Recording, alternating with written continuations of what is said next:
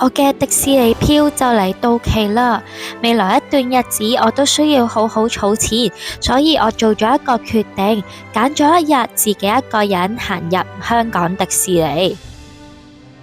呢一日我開始留意到一啲以前忽略嘅細節，音樂嘅節奏，甚至係城堡唔同嘅光線，每一個擦身而過嘅笑容，入面嘅燈光都留低喺我嘅回憶入面。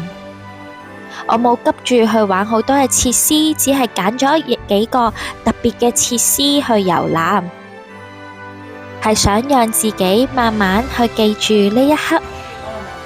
呢啲唔係好熱鬧嘅快樂，而係一種好安靜、好深嘅滿足。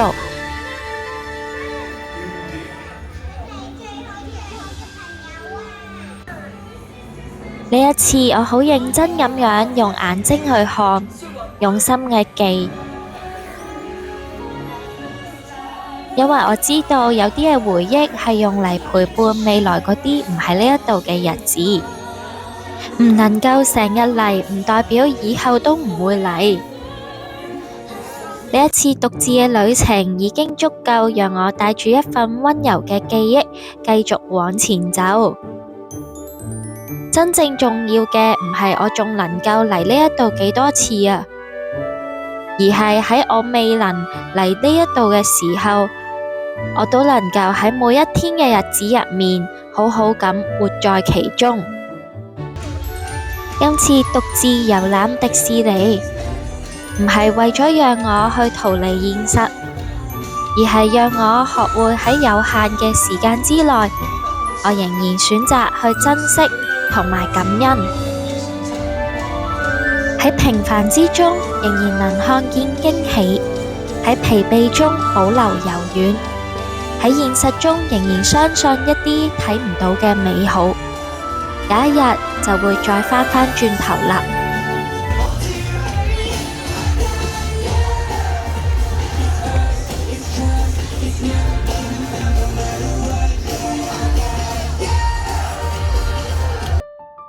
有時現實好複雜，但呢度可以提醒我，有啲嘅嘢其實唔需要太複雜，快樂可以好簡單，盼望都可以係好真實。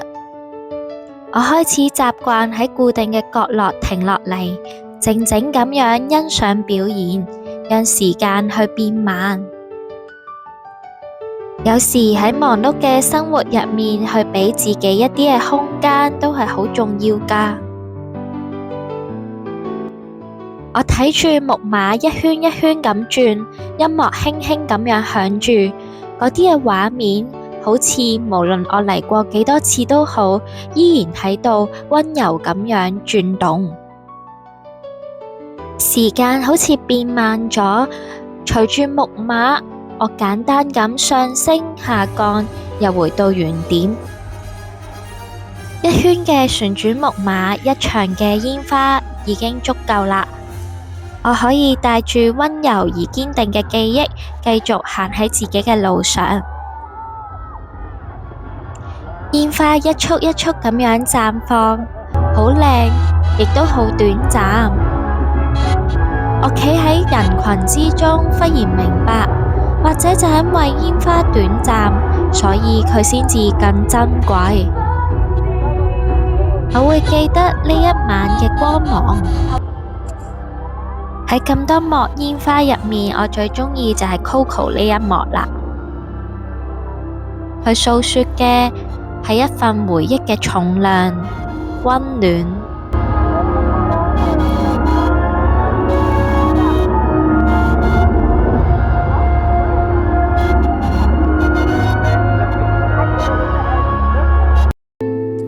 想同迪士尼講一聲，他日有緣再見。